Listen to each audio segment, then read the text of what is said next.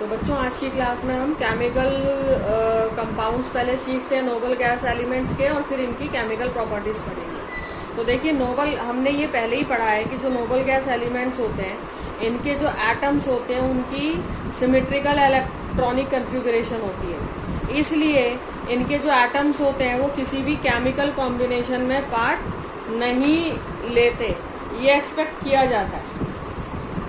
ठीक है, अब क्यों नहीं लेते? क्योंकि देखिए इनके अपने आप में ही आपको पता ही है कि इनका ऑक्टेट कंप्लीट होता है, और मोनो एटॉमिक एटम्स होते हैं ये अपने खुद के एटम्स के साथ भी कंबाइन नहीं होते। लेकिन बच्चों अभी जो रीसेंट रिसर्चेस हुई उसमें क्या पाया गया कि जो हायर मेंबर्स होते हैं इस फैमिली के, जैसे क्रिप्टन और जेनन, ये केमिकल कॉम्बिनेशन में पार्ट ले सकते हैं।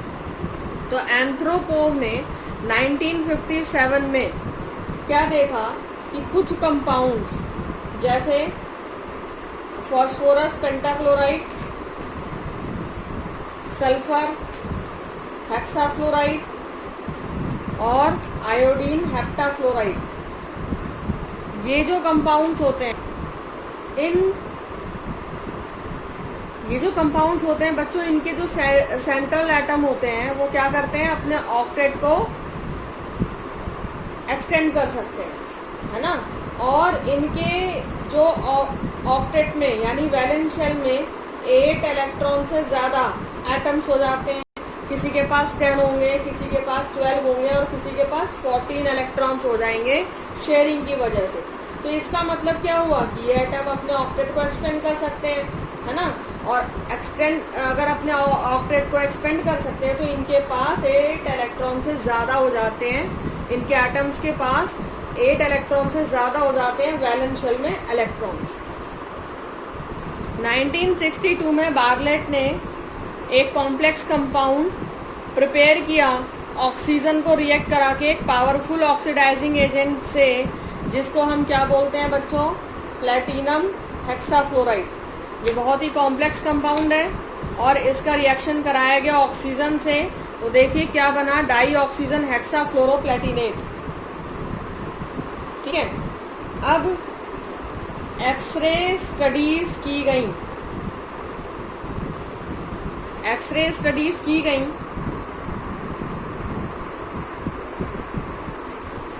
तो क्या पाया गया, इसी कंपाउंड की डाई ऑक्सीजन हेक्साफ्लोरोप्लेटिनेट की एक्सरे स्टडीज की गई, तो ये पाया गया कि ये क्रिस्टलाइन सॉलिड है जिसके पास ऑक्सीजन आयंस, अब यहाँ देखिए ऑक्सीजन के ऊपर प्लस चार्ज है, ऑक्सीजन आयन और प्लेटिनम हेक्साफ्लोराइड आयन प्रेजेंट होता है। ठीक है, ऊपर अगर हम रिएक्शन देखें तो इस रिएक्शन में हम क्या देखेंगे कि जो प्लेटिनम हेक्साफ्लोराइड है ये इसने क्या किया, इसने ऑक्सीडाइज कर दिया ऑक्सीजन एटम को, और क्या बन गया देखिए O2+। यहाँ पर आप देखिए इसके पास कितना था चार्ज, 0 एलिमेंटल फॉर्म में है, और ऑक्सीडेशन स्टेट यहाँ पर क्या हो गई, +1 हो गई। तो इट मीन्स क्या हुआ, ये जो ऑक्सीजन एटम है, ये एलिमेंट है, ये क्या हो गया, ऑक्सीडाइज हो गया, क्योंकि ऑक्सीडेशन स्टेट का इंक्रीज होना it means it is oxidised. ठीक है, अब देखिए बार्लेट ने क्या सोचा बाद में,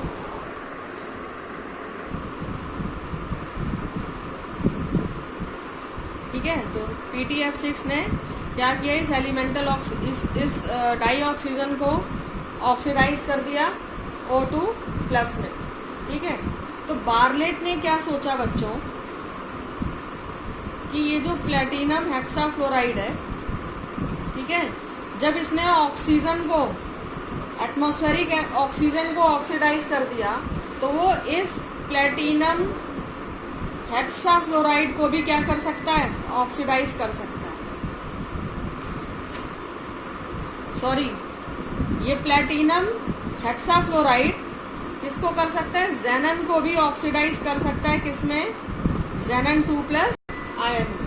ठीक है, अब देखो बच्चों कि जेनन जो होता है इसकी फर्स्ट आयोनाइजेशन एंथैल्पी जो होती है वो कितनी है, 1176 किलो जूल पर मोल। ठीक है, ये क्वाइट क्लोज है किसके, ऑक्सीजन के आयोनाइजेशन एंथैल्पी से, जो कि कितनी होती है 1180 किलो जूल पर मोल। तो since ionization enthalpy oxygen gas की जेनन से काफ़ी क्लोज है, तो PtF6 which has oxidized atmospheric oxygen to O2 plus can also oxidize xenon. ठीक है, और फिर वो सक्सेसफुल हुआ एक कंपाउंड बनाने के लिए जिसका नाम क्या था,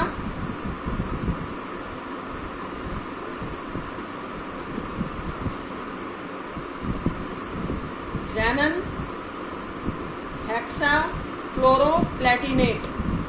ठीक है, और ये जो है ये कंपाउंड जो है ये रेड कलर का सॉलिड होता है।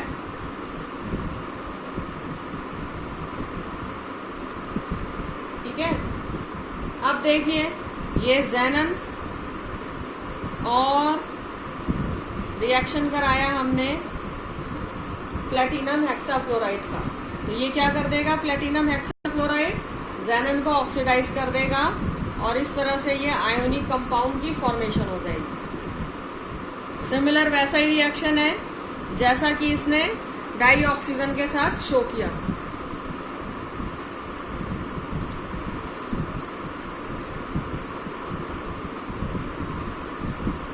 तो बच्चों इस तरह से जेनन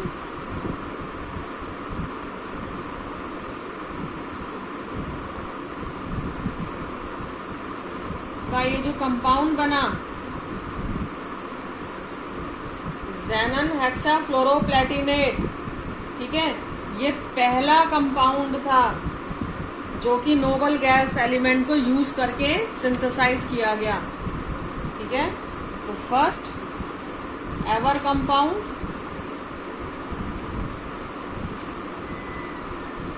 ऑफ नोबल गैस एलिमेंट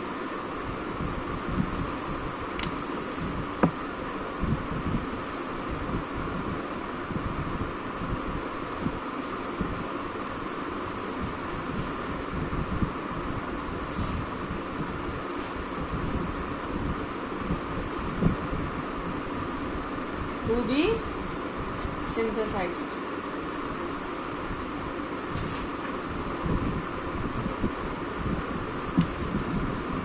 ठीक है,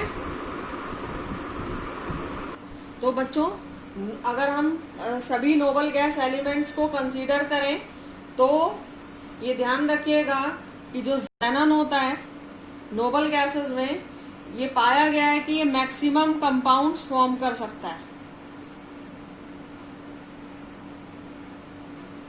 ठीक है, किसके साथ, विथ फ्लोरीन एंड ऑक्सीजन।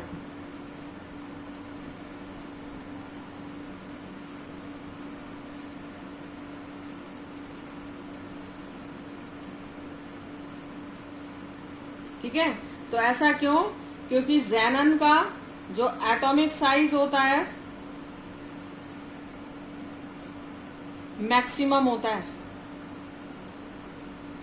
ठीक है, अब जेनन से नीचे अगर हम देखेंगे तो रेडॉन होता है, और रेडॉन क्योंकि एक रेडियो एक्टिव एलिमेंट है तो हम रिएक्शंस में उसको कंसीडर नहीं करते। ठीक, तो अब क्योंकि बच्चों एटॉमिक साइज अगर इसका क्या है मैक्सिमम, तो इसकी जो आयोनाइजेशन एंथैल्पी होगी वो क्या होगी, मिनिमम। ठीक है, एटॉमिक साइज इसका मैक्सिमम है तो इसकी जो आयोनाइजेशन एंथैल्पी होगी वो क्या होगी, मिनिमम। ठीक है, तो जो फ्लोरीन और ऑक्सीजन होते हैं, जो फ्लोरीन और ऑक्सीजन होते हैं बच्चों, ये क्या है, ये दोनों ही हाईली इलेक्ट्रोनेगेटिव एलिमेंट है।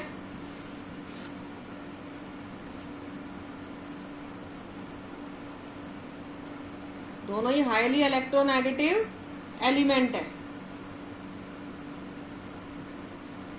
ठीक है। तो ये इस पोजीशन में होते हैं कि इलेक्ट्रॉन को शिफ्ट कर देते हैं अपने, क्या करते हैं, फील्ड जो ऑर्बिटल होता है वहां से इलेक्ट्रॉन की शिफ्टिंग ये कॉज करते हैं, मतलब अपने पास इलेक्ट्रॉन को खींच लेते हैं ज़ेनन के ऑर्बिटल से, ठीक है। तो ये क्योंकि हाईली इलेक्ट्रोनेगेटिव एलिमेंट होते हैं तो ये इलेक्ट्रॉन शिफ्ट के लिए रिस्पॉन्सिबल होते हैं from filled orbitals in 5p shell, ठीक है। कहां पर शिफ्ट कर देंगे ये 5d ऑर्बिटल्स में, ठीक है। अब देखिए ये कैसे होता है, वेरियस स्टेट्स देखते हैं ज़ेनन एटम की। देखिए सबसे पहले ज़ेनन कहां पर आएगा, ग्राउंड स्टेट में,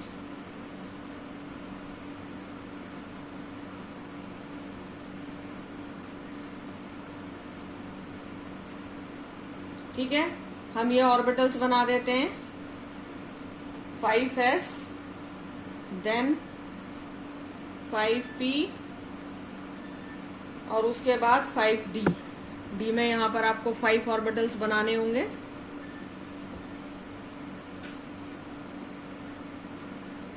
ठीक है। ये क्या है 5s 5p और फिर 5d। अब इलेक्ट्रॉन्स कितने होते हैं आउटर मोस्ट शेल में बच्चों, ये देखिए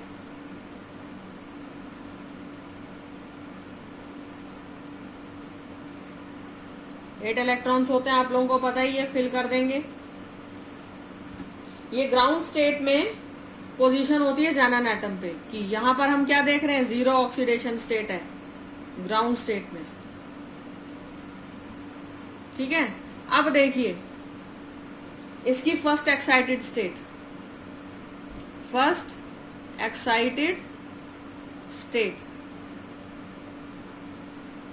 एक्साइटेड स्टेट वैसे ही करनी है जैसे अभी हमने ग्रुप 17 में किया था, कुछ नहीं करना, इलेक्ट्रॉन्स को एक्साइट करवा करके यहां पर क्या कर देना होता है, डी ऑर्बिटल में शिफ्ट, ठीक है।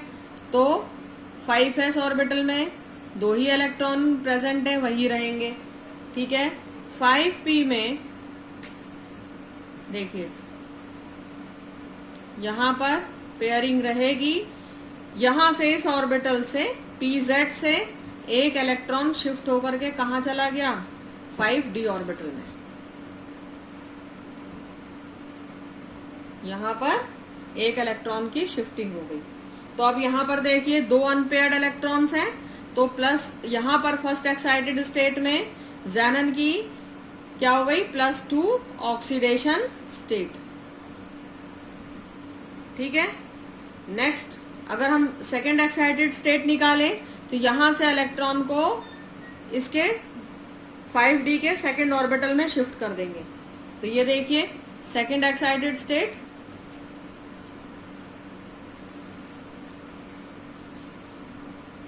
क्या आ गई हमारी second excited state. Again there will be 2 electrons in 5s orbital,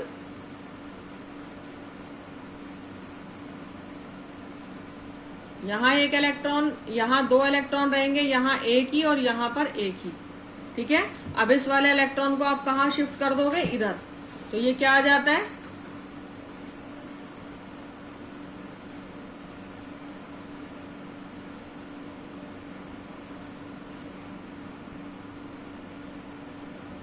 ठीक है। अब यहां देखिए कितने अनपेयर्ड इलेक्ट्रॉन्स, 1 2 3 4। तो सेकेंड एक्साइटेड स्टेट में ज़ेनन की जो ऑक्सीडेशन होती है वो क्या हो जाती है, +4 ऑक्सीडेशन स्टेट। अब यहां देखिए अभी एक पेयर्ड इलेक्ट्रॉन बचा हुआ है, तो थर्ड एक्साइटेड स्टेट भी आ जाएगी इसकी, थर्ड एक्साइटेड स्टेट, ठीक है। 5s ऑर्बिटल में पेयरिंग अभी रहेगी,